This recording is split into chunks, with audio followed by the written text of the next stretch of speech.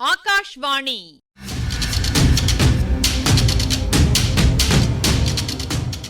பொன்னியின் செல்வங்கள் வாசிப்பும் ஆய்வும். வாசிப்பவர் ராமசுவாமி சுதர்சன் அவர்கள்.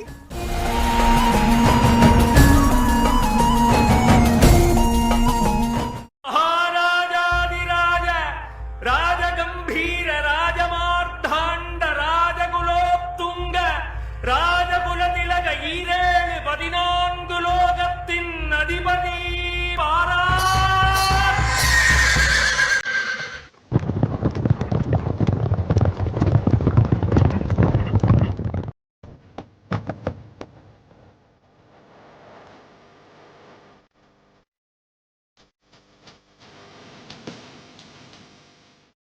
வந்தியத்தேவன்தான் உன் கணவன் என்று அவன் தோழன் கந்தமாறன் அடிக்கடி சொல்லி வந்து ஆசை வார்த்தை காட்டி அவள் மனதிலே ஒரு கற்பனை கோட்டை கட்டியிருந்தாள் மணிமேகலை.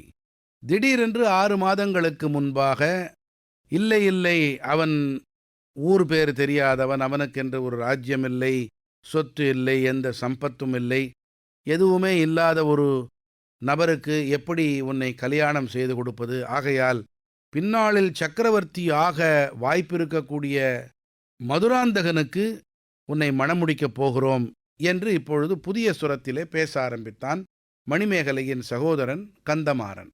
இதிலே 2 விஷயங்கள். ஒன்று, ஏற்கனவே கந்தமாறனிடம் மணிமேகலை தன் மனதை பறிகொடுத்திருந்தாள் என்பது ஒரு புறம்.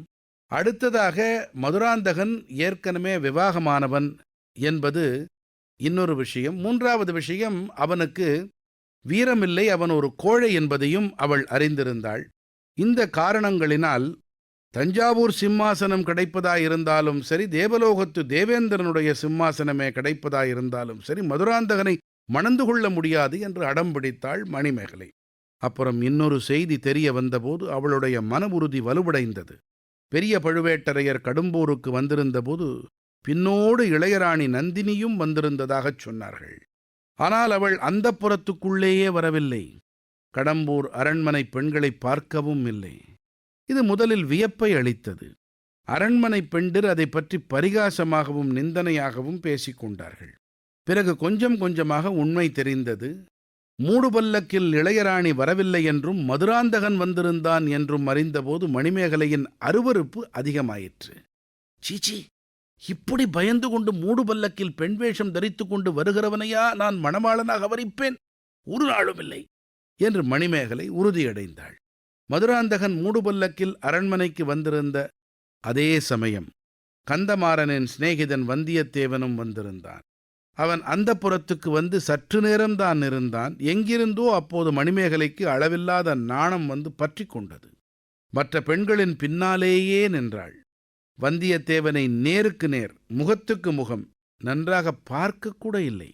ஆயினும் மற்றவர்களுக்கு பின்னால் அரைகுறையாக பார்த்த அவனுடைய களைபொருந்திய புன்னகை ததும்பிய முகம் அவள் உள்ளத்தில் பதிந்து விட்டது. அவனுடைய குரலும் அவன் பேசிய சில வார்த்தைகளும் அவளுடைய ஞாபகத்தில் நிலைத்து விட்டன. ஆகையால் மறுபடியும் தமையன் கந்தமாறனுடன் மணிமேகலை முடிவில்லா விவாதம் தொடங்கினாள். முக்கண் படைத்த சிவபெருமானே வந்து சொன்னாலும் தான் மதுராந்தகனை ஒருகாலும் மணக்க முடியாது என்றாள். வந்தியத்தேவனை சிறிது நேரமே பார்த்திருந்த போதிலும் அவனிடம் தன் அந்தரங்கம் சென்று விட்டதையும் அவள் குறிப்பாக உணர்த்தினாள்.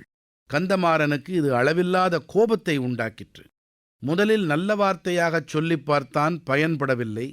பின்னர் வந்தியத்தேவன் என் சிநேகிதன் அல்ல, என் பரம விரோதி, என்னை பின்னாலிருந்து முதுகில் குத்தி கொல்ல பார்த்தவன், அவனை நீ மணந்து கொள்வதாயிருந்தால் உன்னையும் அவனையும் சேர்த்து கொன்று விடுவேன் என்றான். முதுகில் ஏற்பட்டிருந்த கத்திக்காயத்தை காட்டினான்.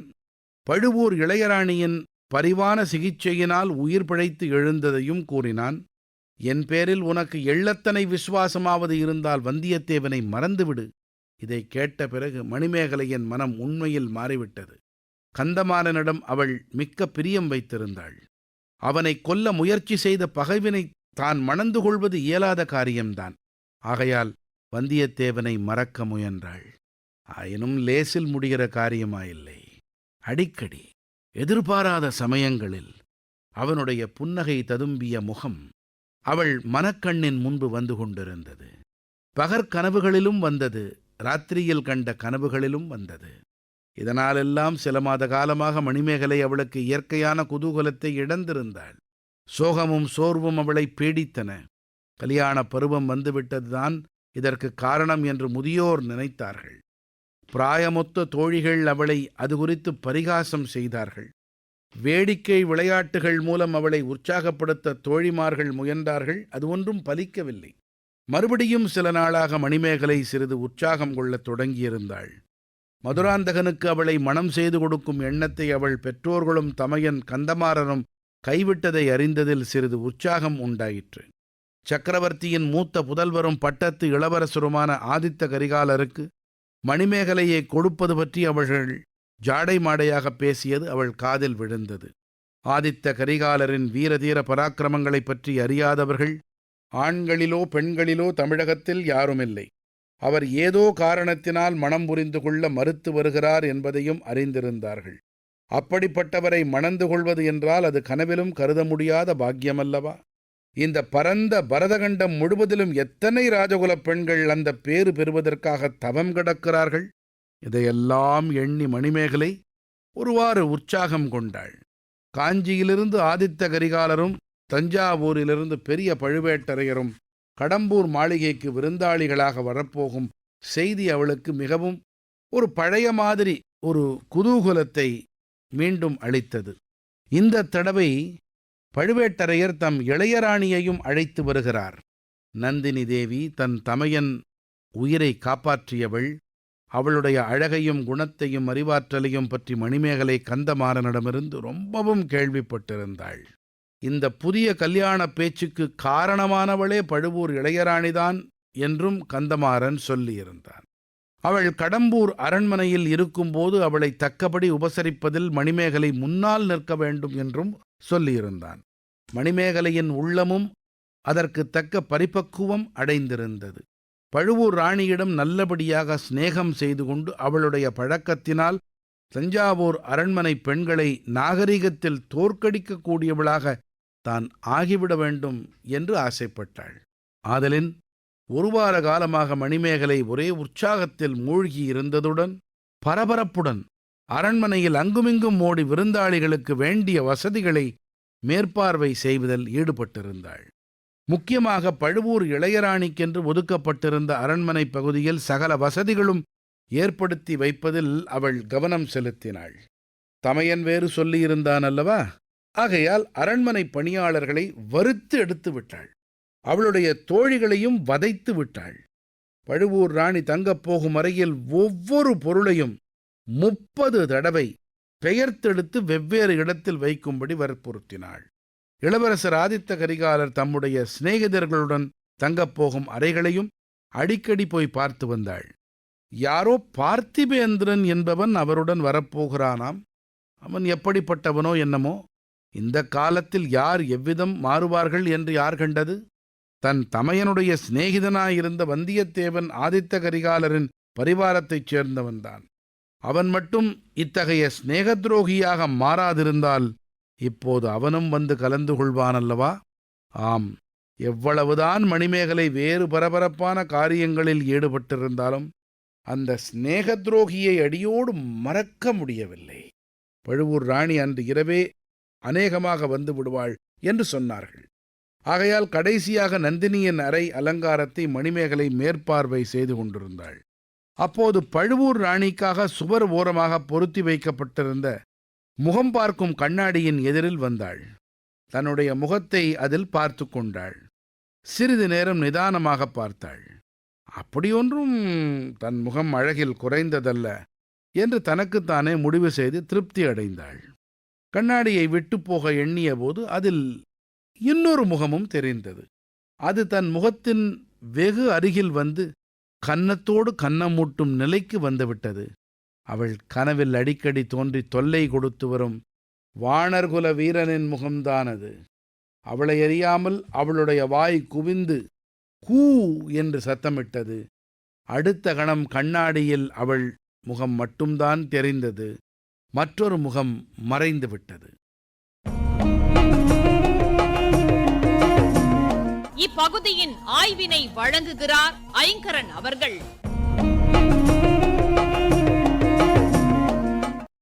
நேயர்களே, இந்த நெடுங்கதை நிகழ்ச்சிகள் நடந்த காலகட்டம் சங்க காலத்துக்கும் இப்போ நாம் கேட்டுக்கிட்டு இருக்கிற காலத்துக்கும் இடைப்பட்டது அல்லவா? களங்கள், காட்சிகள், உரையாடல்கள், நம்பிக்கைகள், இப்படி பல கூறுகளை கவனத்தில் கொண்டு அந்த காலகட்டத்துக்கு ஏற்ப ஆசிரியர் அமைச்சிருப்பதை கவனிச்சுக்கிட்டு வரோம். உற்சாகமாக ஆடி பாடி கொண்டிருந்த கன்னிப்பெண் சோர்வுடன் காணப்பட்டா கல்யாண பருவம் வந்தாச்சுன்னு பண்டை காலத்தில் கட்டு கேட்டல், கழங்கு பார்த்தல் போன்ற குறி சொல்கிற முறைகள் மூலமாக நிலைமையை அறிஞ்சிக்குவாங்க. கட்டுவிச்சி என்கிற குறி சொல்லும் பெண் அல்லது வேலன் என்கிற சாமி ஆடும் பூசாரி அணுகி தீர்வு காணுவாங்க.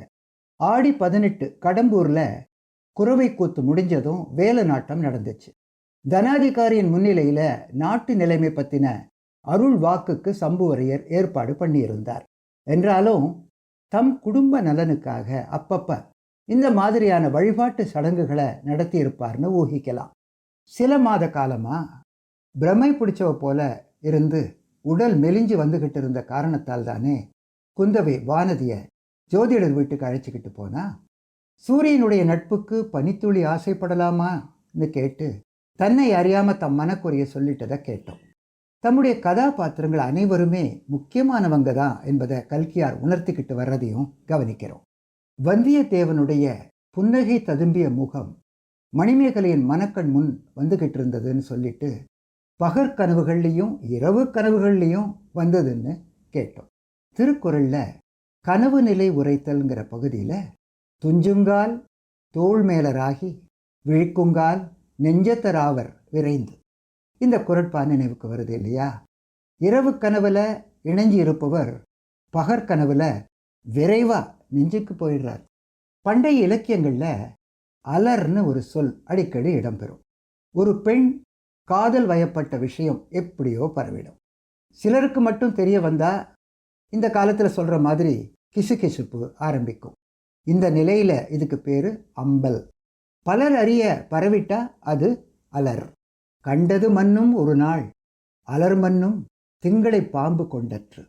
திருக்குறள் அலர் அறிவுறுத்தல் என்கிற அதிகாரத்தில் அவரை கண்டது ஒரு நாள் தான், அதனால் ஏற்பட்ட அலரோ சந்திரனை பாம்பு பிடிச்சுக்கிட்ட செய்தி பரவின மாதிரி பரவிடுச்சுன்னு சொல்கிற குறட்பா மணிமேகலையின் நிலைக்கு பொருத்தமாக இருக்குதில்ல?